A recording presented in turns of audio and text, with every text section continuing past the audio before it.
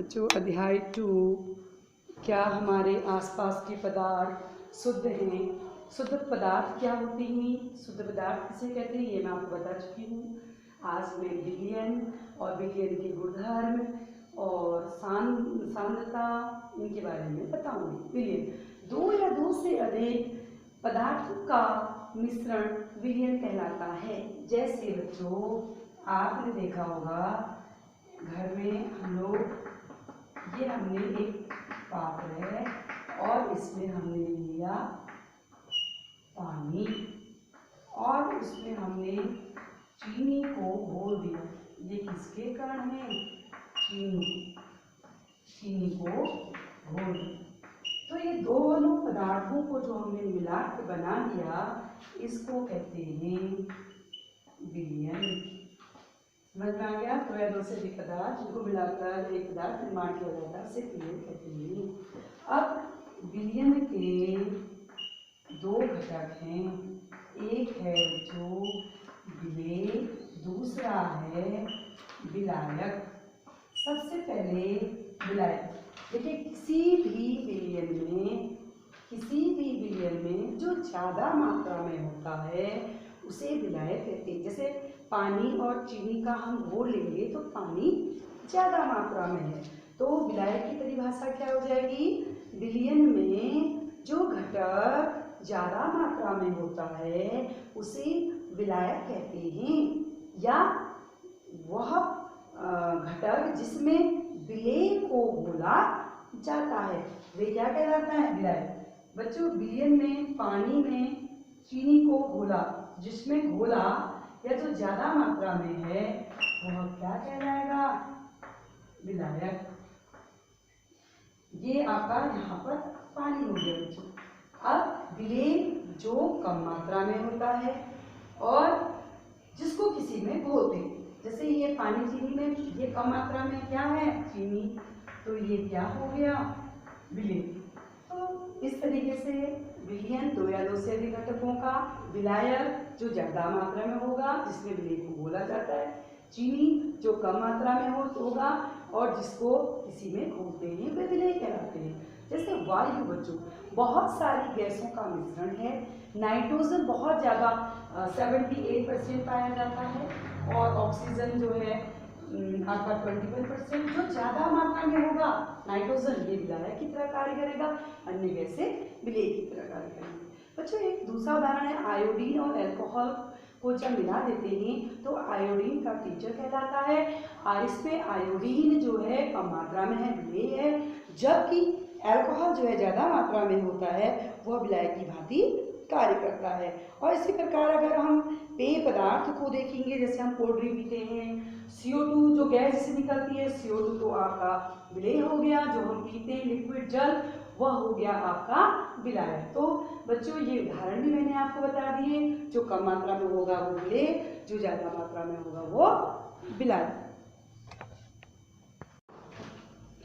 बच्चों अब है इसी में मैं आपको बता रही हूँ विलयन के गुणधर्म। ध्यान से देखिएगा, अगर आप एक पॉइंट को अपने माइंड में रखेंगे, नमक और पानी का घोल, चीनी और पानी का घोल, इसको आप दिमाग में रखिए तो आपको गुणधर्म पता चलेगा। जैसे बच्चों हमने पानी लिया, उसमें चीनी को घोल दिया, तो आप देखेंगे पूरा जैसे एक गिलास चीनी पानी का घोल बना दिया, पूरा एक जैसा होगा, वो दिखने में भी एक जैसा, अगर आप पिएंगे तो पूरे पानी का स्वाद एक जैसा होगा।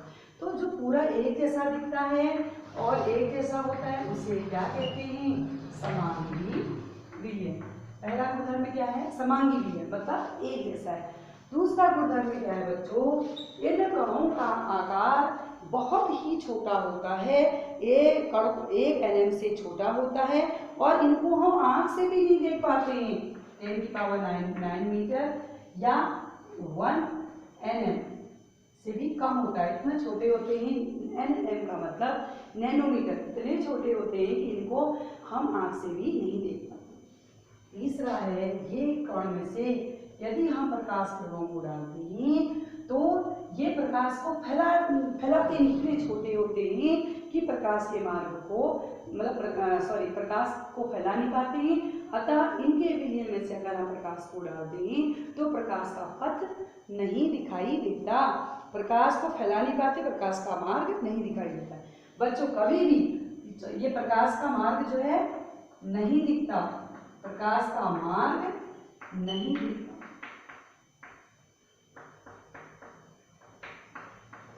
अगला है बच्चों चौथा पॉइंट है, यदि हम इसको छानने या हम किसी प्रोसेस से को अलग करें तो छानने पर भी विलेय के कणों को विलायक के कण से अलग नहीं किया जा सकता।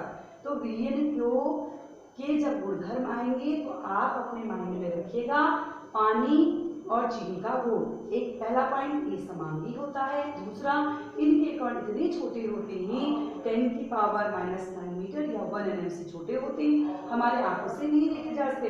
ये प्रकाश के मार्ग भी नहीं दिखता है, प्रकाश डालेंगे तो उनको फैला नहीं पाता है। चौथा है बच्चों, इनको छानने पर भी अलग नहीं किया जा सकता है। संतृप्त विलयन और असंतृप्त विलयन। बच्चों 1 गिलास पानी लिया, उसमें चीनी को 1 चम्मच डाला, घुली और डाला, घुली। जब तक आपका विलायक में विलेय का घुलना जारी रहेगा, ऐसे विलयन संतृप्त विलयन कहेंगे, या विलेय घुलते रहेगा संतृप्त विलयन कहलाते हैं। जहाँ पर विलेय का विलायक में घुलना बंद हो जाएगा वो असंतृप्त विलयन कहलाता है। आप देखेंगे पानी में अगर हम चीनी को घोलते हैं तो 1 मिनट के बाद अगर घुलते रह रही है संतृप्त विलयन, अगर आप घुलना बंद हो गया और ज़्यादा नहीं घुल सकती है असंतृप्त विलयन। अब है विलयन की सांद्रता। सांद्रता किसे कहते हैं कि हम विलयन में विलेय के कितने मात्रा है वह उसकी सांद्रता कहलाती है। इसी में फॉर्मूला है विलयन का द्रव्यमान प्रतिशत। विलयन का द्रव्यमान प्रतिशत बराबर विलेय का द्रव्यमान बटे विलयन का द्रव्यमान गुणा 100। इसी प्रकार से विलयन का आयतन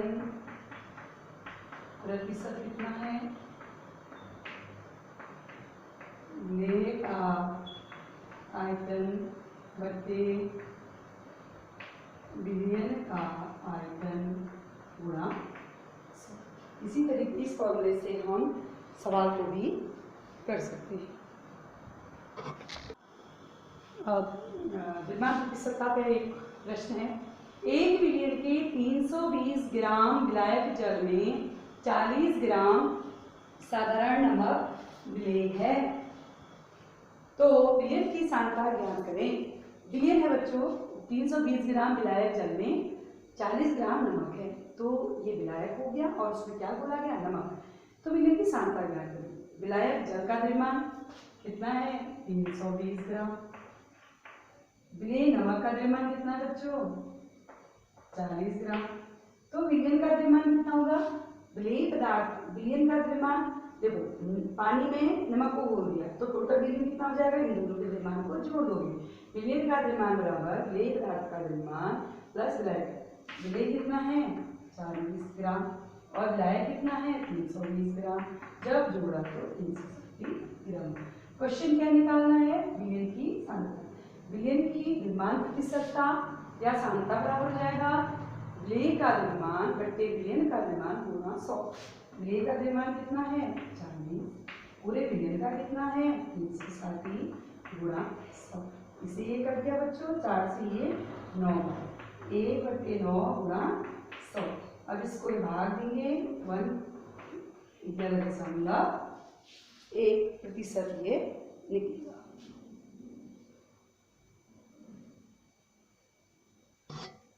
ये विलयन है, इसके नोट्स बनाए हैं। विलायक क्या होते हैं, विलेय क्या होते हैं, नीचे इनके उदाहरण दिए हुए हैं। और विलयन के गुणधर्म, विलयन संतृप्त विलयन किसे कहते हैं, असंतृप्त विलयन किसे कहते हैं, विलयन की सांद्रता क्या होती है।